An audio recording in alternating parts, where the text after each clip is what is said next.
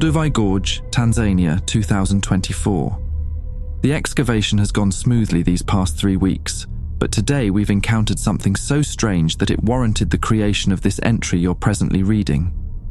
As of this moment, I'm not sure whether or not to officially publish these finds, as I fear for the repercussions it may produce, and I do not wish to tarnish my professional legacy. The reason I'm even writing this entry to begin with is to keep a personal record of these recent events while they're fresh in my mind, but I also intend to post it anonymously to the internet, where it will likely be swept away and disregarded as a hoax or urban legend. I'm fine with that. I just need to get it off my chest. I know it's not rational or even a good idea to share this with strangers, but I just need to tell someone.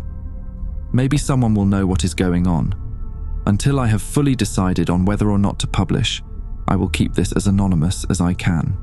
I'm a paleoanthropologist at an esteemed university in the States, and I've been leading a small excavation team here in Tanzania at one of the oldest sites of hominin occupation in the world, Olduvai Gorge. Our excavation site was located on the eastern stretches of the gorge, in a particularly hilly area, as scouted by our surveyors. They chose this spot due to the presence of a series of small and seemingly undiscovered rock shelters hidden away behind thick shrubbery and debris. It is nothing short of a miracle that they were able to be located by our team. Over these past weeks, we have found here an abundance of lithic assemblages, most of them consisting of older ones scrapers and cores. But we also found a pair of Acheulean hand axes and a few bifacial points. Deep in one of the rock shelters, we even unearthed the partial remains of what is most likely an Australopithecine upper skull, though further osteological analysis is pending. All seemed to be going well until today, when my lunch break was interrupted by one of my students. I will refer to him as Edward. He came rushing over from the easternmost rock shelter, nearly stumbling over all the pebbles and sticks in his way as he hurried down the hill toward the tents, calling my name. I rose from my seat to greet him, fearing that some sort of accident had happened. "What is it?" I anxiously inquired. I had never seen him this upset. "You gotta come check this out, right now," he replied enigmatically and ushered me to follow him. I went with him up the hill and into the mouth of the rock shelter. Immediately, I noticed what all the fuss was about. Deep in the innermost end of the rock shelter, past all the excavation tools and equipment, where there had previously been a solid rock wall, there was now a small opening. I saw this small hole next to this big rock, and I just kept digging and digging, and I moved some more rocks, and "Oh, okay, you should have notified me sooner," I said, cutting him off as I ventured deeper into the shelter toward the gaping hole. I feared that, in his eagerness, he may have disturbed an important context. But the thing is, I looked inside it, with my light and whatnot, and I saw these, things. You better take a look. I crouched down beside the hole and searched my pockets for my flashlight. The opening seemed big enough for someone to crawl into, and as I turned on the light, the shining beam illuminated a massive cavern on the other side, probably big enough to stand in. "Remarkable," I uttered. "Shine your light at the far end walls. Do you see them?" Edward probed. I did as he had asked me, and as my light moved across the dusty volcanic rock walls of the chamber, I laid my eyes on something that made my heart skip a beat. First, believing it to be merely a trick of the light, I stuck my head deeper into the opening to get a better view. "You see them, don't you?" Edward's voice echoed behind me. Lost for words, I began crawling through the opening, eagerly disregarding any health and safety precautions one would be wise to employ when venturing into such undiscovered cave environments. I heard Edward calling out to me as I did so, begging me to be careful. I scraped up my arms and legs in the process, and as I emerged on the other side, I was completely covered in dust, which I promptly brushed off my rugged clothes as I stood up. On the far end wall were a series of rough carvings onto the rock. Carvings in the Latin alphabet, carvings in English. The whole wall was full of them, as if it was a page in a book. Behind me, I heard Edward grunting and shuffling as he made his way through the opening to join me in my astonishment. I scanned the rest of the cavern with my light and saw that the inscriptions continued on the other surfaces and walls of the chamber. Not only that, but I noticed a series of strange artifacts scattered about, seemingly undisturbed for millennia. Among them were several aforementioned Oldowan stone tools and a ring made of mostly pure gold, judging by its pristine condition, as well as some bones randomly strewn around. My immediate thoughts were that the cave must have been used in modern times, perhaps recently. I hadn't yet actually read the content of what was scribbled on the walls, but even still, something about that explanation immediately felt off. The strata next to where the opening had been was undisturbed and had naturally accumulated for millions of years. I should know because I monitored it closely yesterday when we started digging in that part of the rock shelter. I realize some of you reading this might not be familiar with stratigraphy and thus not fully understand why this would be an issue when regarding the date of the inscriptions, but those well acquainted with the law of superposition should know exactly why this shouldn't be possible. If you don't, I urge you to Google it. But to make a long story short, however, the law of superposition states that geological layers accumulate over time, and that under normal circumstances, the layers that are the oldest are those found further down. Now, assuming the entrance we came in is the only entrance into the cave, and taking into consideration the opening was buried under a dozen stratigraphical layers, it means that it was last sealed around 1 million years ago at the earliest. Everything about this was strikingly anachronistic, but I saw no other explanation. There seemed to be no other way to enter the cave, and there was no sign of a previous collapse. "What is this, Edward?" I asked him, who was now full of dirt and standing beside me. "Are you pulling my leg here? Is this some kind of elaborate joke?" "No, sir, I promise." "It shouldn't be possible then," I said, pacing back and forth. "Yet, evidently, it is." He somewhat snarkily replied. I ignored him. My pacing took me around a slight bend in the cave, and I noticed a heap of what looked like different chunks of various metals. Some seemed to be nearly reduced to dust as a result of deterioration over time, while others looked pretty much to be in pristine condition, although not as shiny as they once probably were. There were also snake-like lines in the sandy floor of the cave with traces of heavily oxidized copper encompassed within them. Had these once been wires? If they were ever covered in plastic, as most wires today are, it must have broken down millennia ago, leaving no trace. Quite remarkable. "Doc, you should see what's written on these walls." Edward's voice echoed around the bend. "Just a second," I replied, carefully observing the strange assemblage and analysing it as best as I could. I had never seen anything like it in my life. Was this a machine? "Whoa, like you really need to come right now," Edward again urged me. I emerged from behind the bend to see what all the fuss was about, and when I did, I noticed the dusty visage of Edward, looking pale as a ghost. "What's the matter?" I asked, looking at where the beam of his flashlight was illuminating the inscribed wall. "Read what it says," Edward urged me, and so I did. In the following section of this entry, I will recount word for word what was inscribed on those walls. Where there is significant erosion or other obstruction of the text, I have filled in the gaps. From what I interpreted to be the beginning, the upper left corner, it read as follows. "Upon arrival, the machine broke down almost instantaneously. I am the only living Homo sapiens in the world, and there won't be another like me for at least 2 million years. There is an overwhelming hopelessness to it all. There is no hope for me, I have accepted it. These devils have left me no other choice than to seal myself into this tomb. I can hear them at night, digging and scratching." Thus read the first section of the text. Beneath it, the next one read, "My name is Bill Hartell, and I was born on the 29th of September 2029 in Exeter, England, and this is my full story. I'm stuck in here for the foreseeable future, so I might as well tell my tale in as much detail as I can. I've got nothing better to do to pass my remaining time. Apologies if I don't get to finish it. Writing on this wall is somewhat tedious, however, so I will be concise. Forgive me. I studied quantum mechanics at Exon and graduated with my PhD in 2058.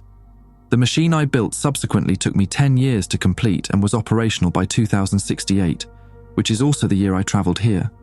I have now been here for a total of 2 weeks and fear this may be my last. If you find this message, Patricia, you were both right and wrong.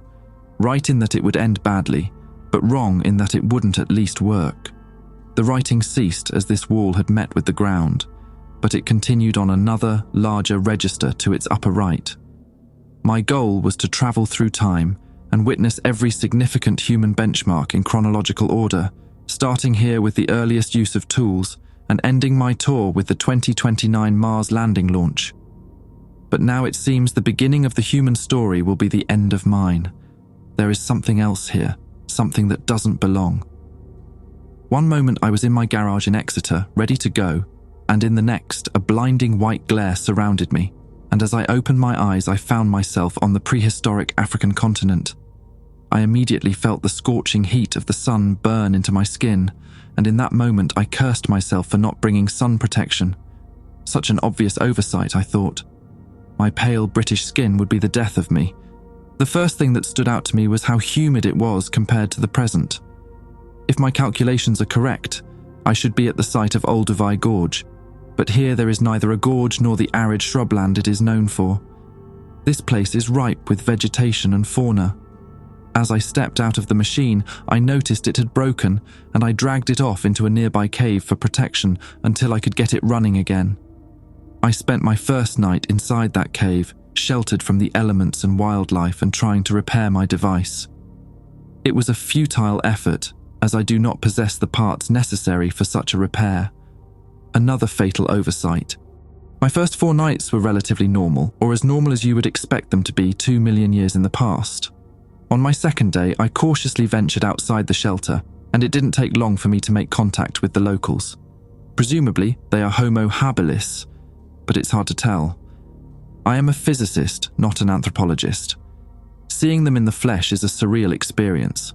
To think I am the first human to lay eyes on another living human species in 40,000 years is extraordinary.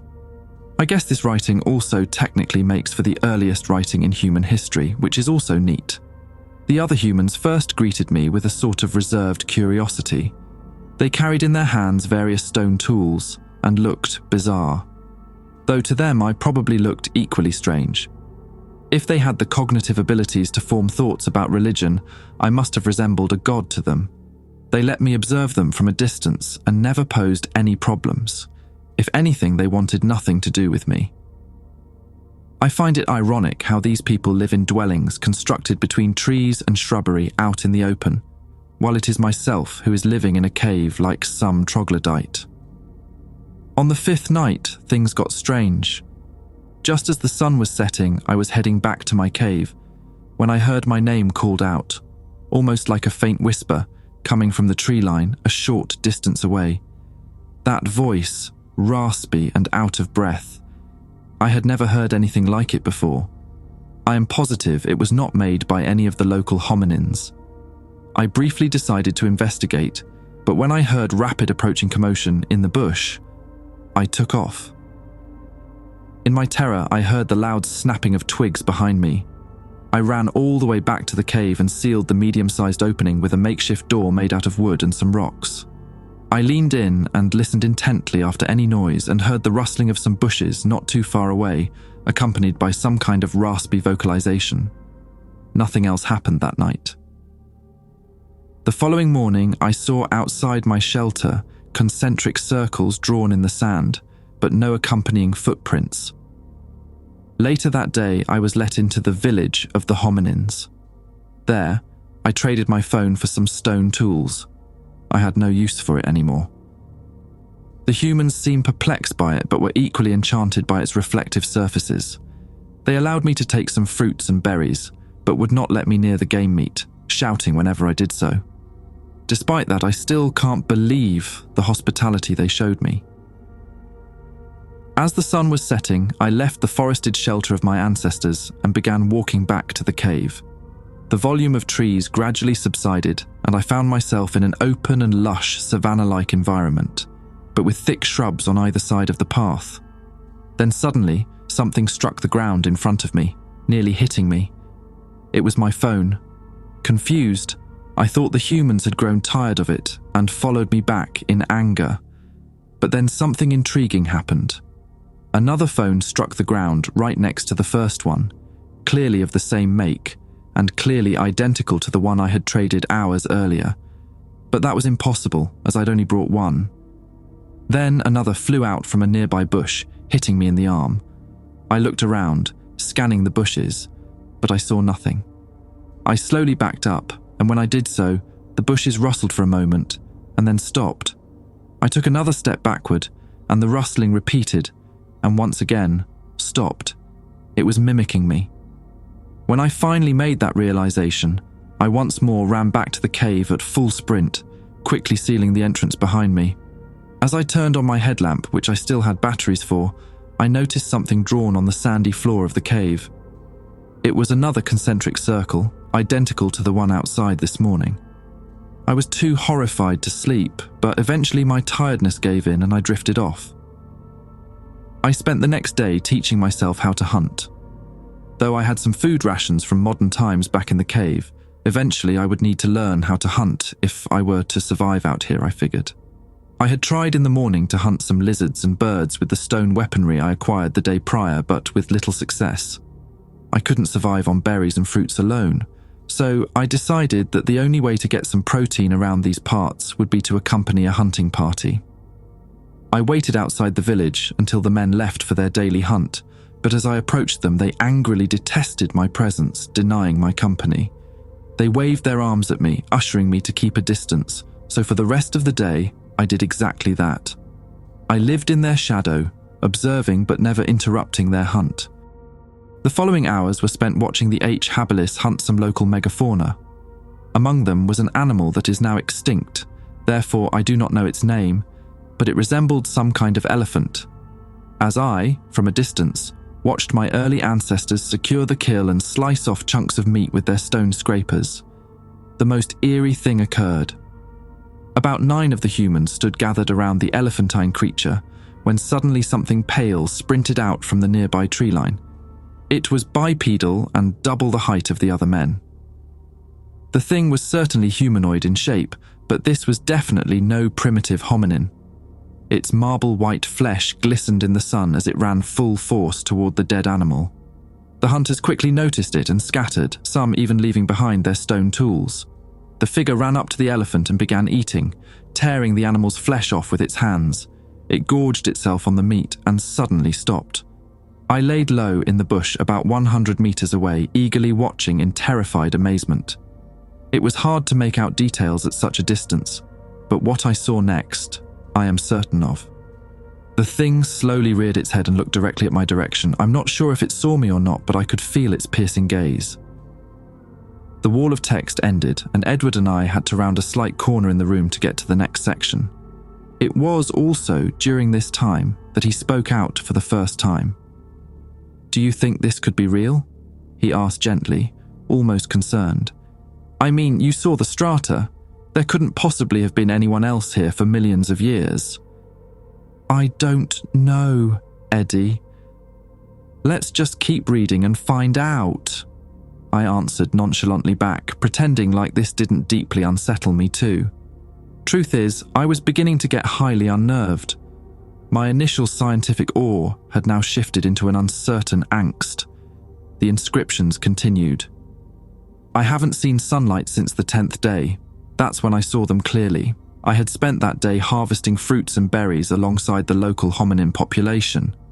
They let me follow them back into their village, where we quite literally enjoyed the fruits of our labor.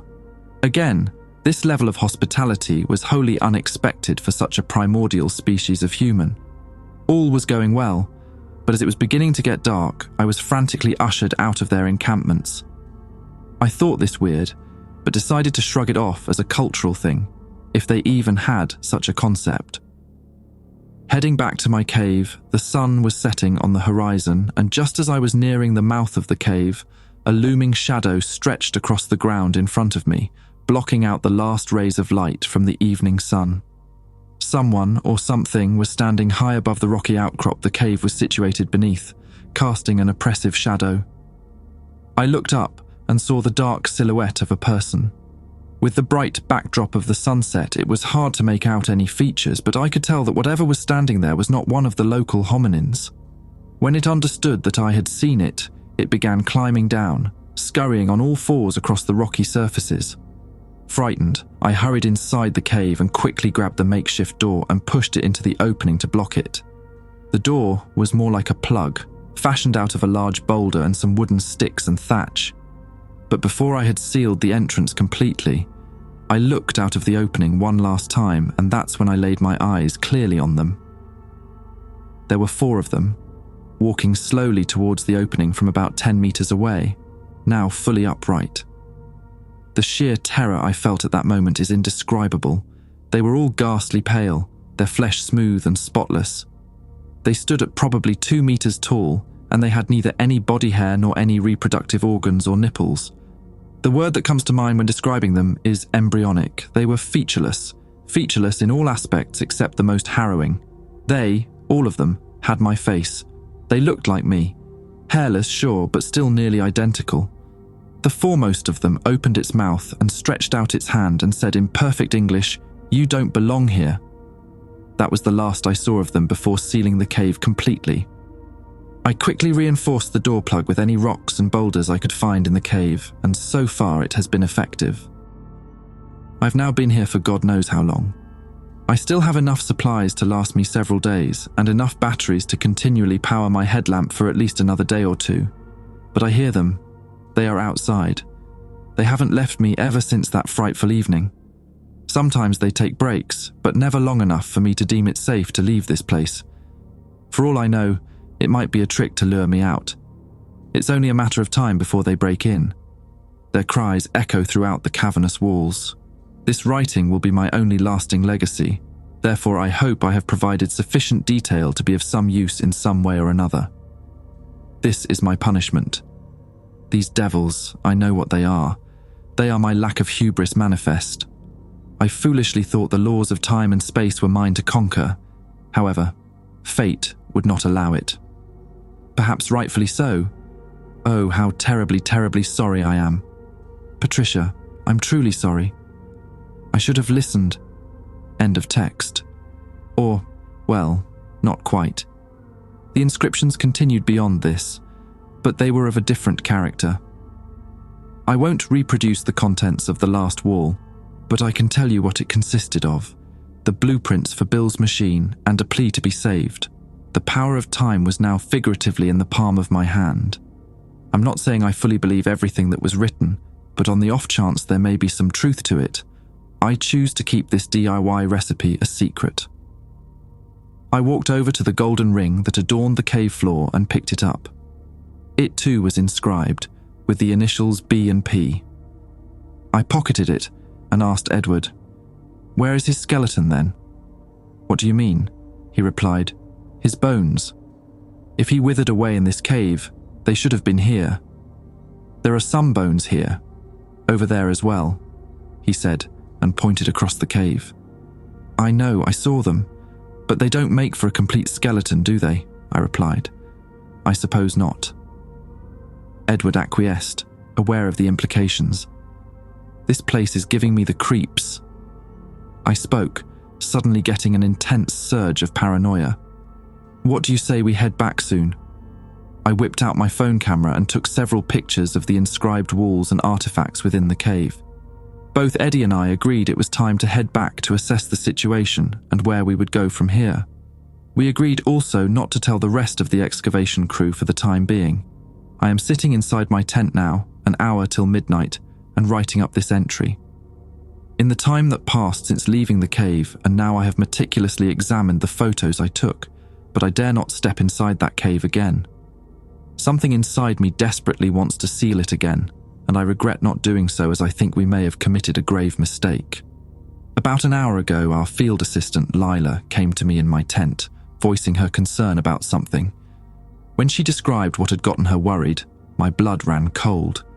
She had asked about why there were concentric circles drawn in the sand all around our encampment. When I heard this, I rushed outside with my flashlight in hand, and I saw them with my own eyes. The whole crew was gathered outside, gawking at the strange markings. In the small crowd of anthropologists and excavators, I locked eyes with Edward, and without speaking a word, I knew what was on his mind. I fear we may have unknowingly unleashed something. Something ancient. But how? There were no passages leading further into a deeper cave system that I could see. It was an enclosed chamber, albeit very dark and with many corners. Could it mean that whatever it is we have unleashed was inside the room with us this entire time? I shudder at the thought. I think it's best I finish up this entry now. There has been an increase in whispers and unrest in the camp this past hour, so I better tend to it and try to get this situation under control. Any tips or advice to make this make sense is appreciated. If what we discovered today really is true, which I am now more inclined to believe, then our common ancestors weren't alone all those millions of years ago, and it might possibly turn out that we aren't either.